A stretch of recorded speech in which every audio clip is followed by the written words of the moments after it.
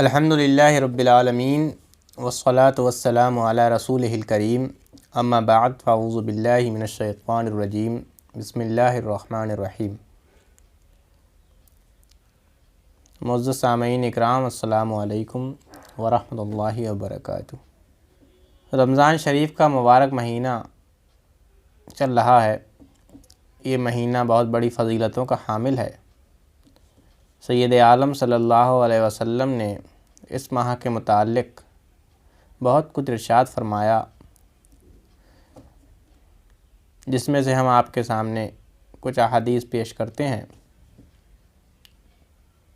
صحیح بخاری کی حدیث ہے، حضرت ابو ہریرہ رضی اللہ عنہ سے مروی ہے کہ حضور اکرم صلی اللہ علیہ وسلم نے ارشاد فرمایا کہ جب رمضان آتا ہے تو جنت کے دروازے کھول دیے جاتے ہیں۔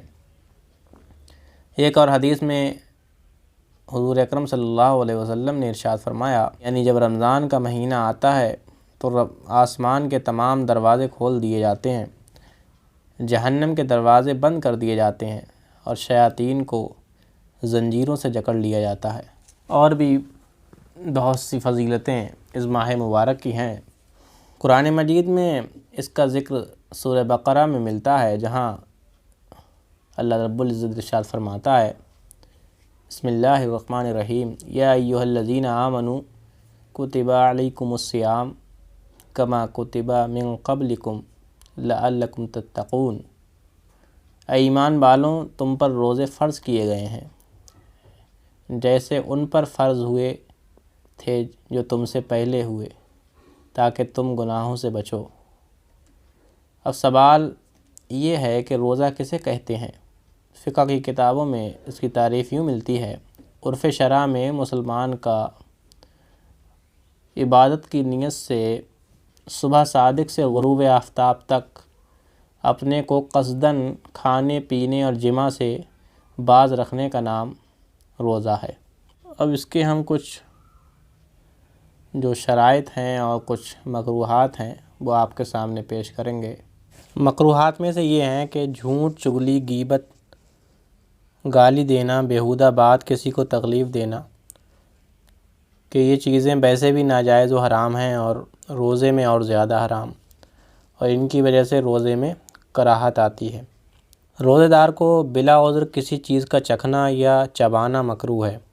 چکھنے کے لیے عذر یہ ہے کہ مثلاً عورت کا شوہر یا باندی غلام کا آقا بدمزاج ہے کہ نمک کم و بیش ہوگا تو اس کی ناراضی کا باعث ہوگا، اس وجہ سے چکھنے میں حرج نہیں۔ چبانے کے لیے یہ عذر ہے کہ اتنا چھوٹا بچہ ہے کہ روٹی نہیں کھا سکتا اور کوئی نرم غذا نہیں جو اسے کھلائی جائے، تو بچے کے کھلانے کے لیے روٹی وغیرہ چبانا مکروہ نہیں۔ بعض لوگ روزے میں مسواک بھی کرتے ہیں، جو کہ سنت ہے، کرنا بھی چاہیے۔ تو روزے میں مسواک کرنا مکروہ نہیں ہے، بلکہ جیسے اور دنوں میں سنت ہے، روزے میں بھی سنت ہے۔ مسواک خشک ہو یا تر، اگرچہ پانی سے تر کی ہو، زوال سے پہلے کرے یا بعد، کسی وقت مکروہ نہیں ہے۔ روزے دار کے لیے کلی کرنے اور ناک میں پانی چڑھانے میں مبالغہ کرنا مکروہ ہے۔ مبالغہ کا مطلب یہ ہے بھر منہ پانی لے اور وضو غسل کے علاوہ ٹھنڈ پہنچانے کی غرض سے کلی کرنا یا ناک میں پانی چڑھانا یا ٹھنڈ کے لیے نہانا، بلکہ بدن پر بھیگا کپڑا لپیٹنا مکروہ نہیں۔ ہاں، اگر پریشانی ظاہر کرنے کے لیے بھیگا کپڑا لپیٹا تو مکروہ ہے، کہ عبادت میں دل تنگ ہونا اچھی بات نہیں ہے۔ منہ میں تھوک اکٹھا کر کے نگل جانا بغیر روزے کے بھی ناپسند ہے اور روزے میں بھی مکروہ ہے۔ سحری کے تعلق سے یہ مسئلہ ہے کہ سحری کھانا، اس میں تاخیر کرنا مستحب ہے، مگر اتنی تاخیر مکروہ ہے کہ صبح ہو جانے کا شک ہو جائے۔ ایسے ہی افطار میں جلدی کرنا مستحب ہے، مگر افطار اس وقت کرے کہ غروب کا غالب گمان ہو۔ جب تک گمان غالب نہ ہو افطار نہ کرے، اگرچہ مؤذن نے اذان کہہ دی ہے، اور ابر کے دنوں میں افطار میں جلدی نہ چاہیے۔ کچھ احادیث کریمہ سحری اور افطار کے تعلق سے یہاں ذکر کرتا ہوں، سماعت فرمائیں۔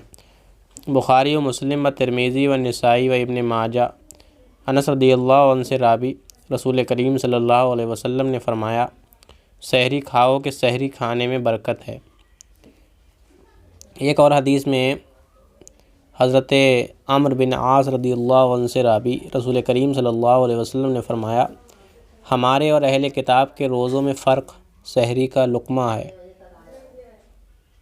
یعنی جو اہل کتاب تھے وہ ان پر وہ روزے جب رکھتے تھے تو وہ سحری نہیں کھاتے تھے، لیکن ہم جو امت محمدیہ ہے صلی اللہ علیہ وسلم وہ سحری کھاتی ہے، تو یہ فرق ہے ہم میں اور ان میں۔ حضرت ابن عمر رضی اللہ عنہما سے راوی کے رسول کریم صلی اللہ علیہ وسلم نے فرمایا کہ اللہ اور اس کے فرشتے سحری کھانے والوں پر درود بھیجتے ہیں۔ ایسے ہی ایک اور حدیث میں فرمایا کہ ہمیشہ لوگ خیر کے ساتھ رہیں گے جب تک افطار میں جلدی کریں گے۔ سحری اور افطار کے فضائل میں بھی کافی احادیث موجود ہیں، اختصار کے طور پر اتنی ہی بیان کی جاتی ہیں۔ تراویح کے بارے میں بھی چند مسائل عرض کرتا ہوں، سماعت فرمائیں۔ تراویح جو ہے وہ مرد اور عورت سب کے لیے سنت مؤکدہ ہے، اس کا ترک جائز نہیں ہے۔ اس پر خلفائے راشدین نے رضی اللہ عنہم نے مداومت فرمائی، یعنی ہمیشگی فرمائی، اور حضور اکرم صلی اللہ علیہ وسلم کا ارشاد گرامی ہے کہ میری سنت اور سنت خلفائے راشدین کو اپنے اوپر لازم سمجھو۔ خود حضور اکرم صلی اللہ علیہ وسلم نے بھی تراویح پڑھی اور اسے بہت پسند فرمایا۔ جمہور کا مذہب یہ ہے کہ تراویح کی 20 رکعتیں ہیں، اور یہی احادیث سے ثابت بہقی نے بسند صحیح صاحب بن یزید رضی اللہ عنہ سے روایت کی کہ لوگ فاروق اعظم رضی اللہ عنہ کے زمانے میں 20 رکعتیں پڑھا کرتے تھے، اور حضرت عثمان و علی رضی اللہ عنہما کے عہد میں بھی یوں ہی تھا۔ تراویح کا جو وقت ہے وہ فرض عشاء کے بعد سے طلوع فجر تک ہے، وتر سے پہلے بھی ہو سکتی ہیں اور بعد بھی۔ تو اگر کچھ رکعتیں اس کی باقی رہ گئیں کہ امام وتر کو کھڑا ہو گیا تو امام کے ساتھ وتر پڑھ لے، پھر باقی ادا کرے، جبکہ فرض جماعت سے پڑھے ہوں، اور یہ افضل ہے۔ اور اگر تراویح پوری کر کے وتر تنہا پڑھے تو بھی جائز ہے، اور اگر بعد میں معلوم ہوا کہ نماز عشاء بغیر طہارت پڑھی تھی اور تراویح و وتر طہارت کے ساتھ، تو عشاء و تراویح پھر پڑھے، وتر ہو گیا۔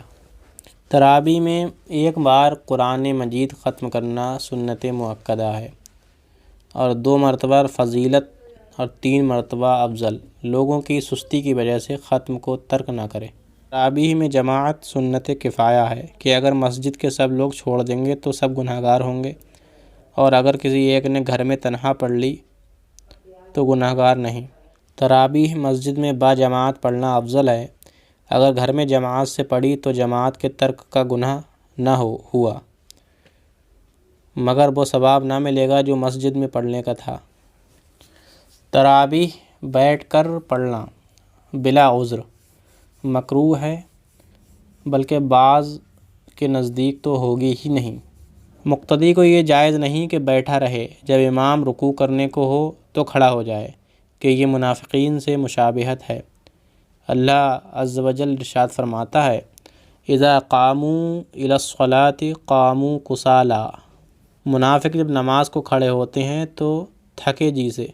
تراویح کے اور بھی مسائل کتابوں میں آپ کو مل جائیں گے، ہم اسی پر اکتفا کرتے ہیں۔ اس ماہ مبارک میں جتنا ہو سکے عبادت کریں، اللہ کی راہ میں خرچ کریں۔